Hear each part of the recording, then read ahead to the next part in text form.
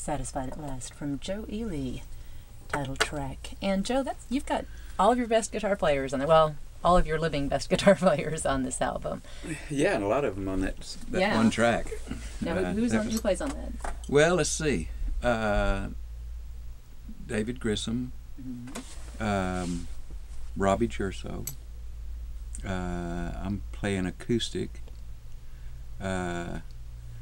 Mitch Watkins was playing ebow, and Fred Stitz, a guitar player that is now living in London, played the baritone right at the end of it. Wow. I think that's all. I can't remember if there's any. It seems like enough. It certainly seemed to work out okay. Yeah, we laid down the track with Robbie and Mitch, and then we kind of the song kind of evolved into I had a acoustic version of it that I first recorded, and then I came back in and decided that it needed a little, just a little tougher treatment, and so we got David in and Fred, and then Mitch added his stuff that he does so well, which I don't know how he does it and don't even know what it is, but he's just this amazing, has amazing ways of taking a guitar and bringing out sounds that you wouldn't imagine it would be a guitar. Well, now when you work in your studio at home, and then you also work out on the road as well, right? When you're we started the basic tracks of the record at a studio in Dripping Springs called The Zone, and Pat Mansky, who plays percussion with and drums with Flatlanders and with my band, is also a brilliant engineer, and he recorded all of the tracks and also mixed it and mastered it. But meanwhile, I kind of take it back to my studio, and if there's any other things that need to be done, like harmonies and stuff, I work on it there.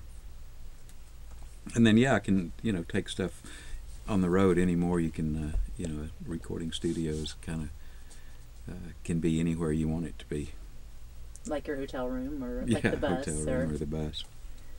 So on this CD, there's 7 songs that you wrote and 3 covers, 2 from Butch Hancock, and then you mentioned Billy Joe Shaver's song. Now, how did you start doing the Billy Joe Shaver song? Well, Billy Joe's, I've done his songs ever since I first heard them. When he, the first time I heard his songs, I guess it was during the Flatlander days, and then when he came out with Waylon Jennings did an amazing album called Honky Tonk Heroes. It was all Billy Joe Shaver songs. That was about the time we were putting the band together, my band in Lubbock with Lloyd Maines and Jesse Taylor and those guys. And some of the first songs that we started doing were Billy Joe Shaver songs, and as well as the songs that I'd been carrying with me on the road. And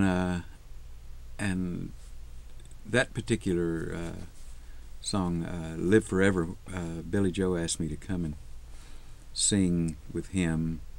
Not to sing with him, but to sing one of his songs at a ceremony in Nashville when he was inducted into the Songwriter Hall of Fame, along with Guy Clark, 4 or 5 years ago.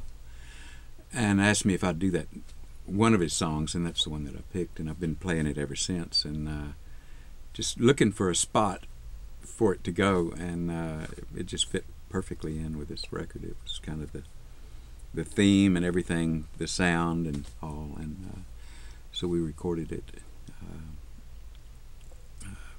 as part of all the recording with the other songs. What's a beautiful version, and why don't we hear that? This is Live Forever by Billy Joe Shaver off Joe Ely's Satisfied at Last. Where's the CD? The cover. Where's the cover? I'm gonna live forever. I'm gonna cross that river. gonna catch tomorrow now. You're gonna wanna hold me like I always told you. Gonna miss me when I'm gone. Nobody here will